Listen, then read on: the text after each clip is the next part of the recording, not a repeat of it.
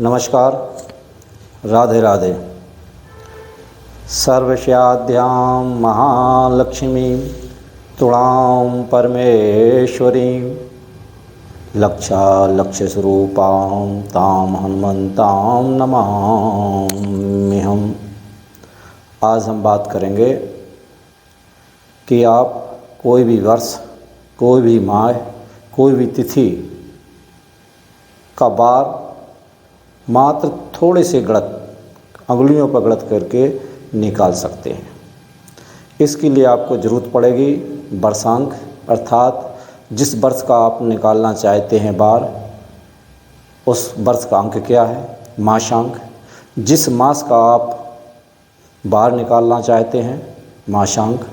और दिनांक, जिस दिनांक का आप बार निकालना चाहते हैं वो दिनांक है। तो उसके लिए आपको मासांक याद करने के लिए आपको बहुत सुंदर तरीका है कि आपको एक मोबाइल नंबर मैं बता रहा हूँ, मोबाइल नंबर को वो आप याद कर लें। 03361462535 ये मोबाइल नंबर है। ये अगर आपको याद हो जाएगा तो मासांक याद हो जाएंगे। इसमें 12 अंक दिए गए हैं जो क्रम से 0 मतलब जनवरी, 3 यानी फरवरी, 3 फिर लिखा है मतलब मार्च, 6 लिखा है यानी अप्रैल, क्रम से ऐसे 12 माह इनको समझें। तो ये पूरा 100 साल का मासांक होता है। तो अभी जो 2000 आपका चल रहा है, 2000 से लेकर 2099 तक ये मासांक आपके यही रहेंगे। केवल लीप वर्ष में जनवरी फरवरी का मासांक बदल जाता है। जनवरी फरवरी का जो मासांक है उसमें से केवल जनवरी फरवरी के मासांक में एक कम हो जाता है। जैसे अगर फरवरी का निकालना है तो फरवरी का मासांक 3 है, तो अपना लीप वर्ष में उसका मासांक 2 हो जाएगा। ये ध्यान रखने की बात है। वर्षांक, हम आपको अनेक उदाहरण से समझा देंगे, अगला निकालने के लिए इसका तरीका ही बता देंगे। लेकिन अगर आपको केवल याद रखना, जैसे वर्ष 2022 चल रहा अभी, तो 2022 का वर्षांक जो है वो 6 है, वो याद रख लो आप। और 2023 का जो है वर्षांक 0 है, 0 है, ये याद रख लो।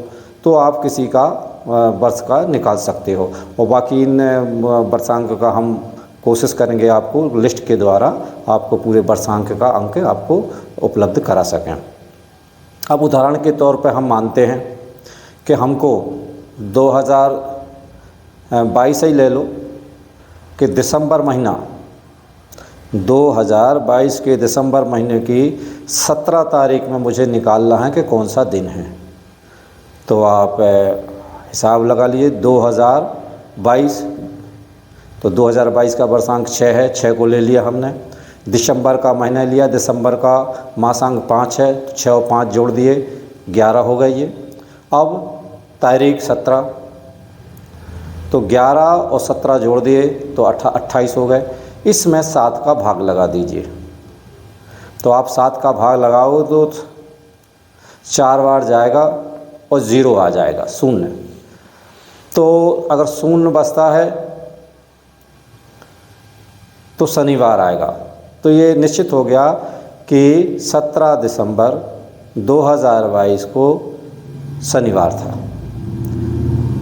जो बार की गणना है वो रविवार से की जाती है। रविवार को 1, सोमवार को 2, मंगलवार को 3, बुधवार को 4, गुरुवार को 5, शुक्रवार को 6 और शनिवार को 0 या 7।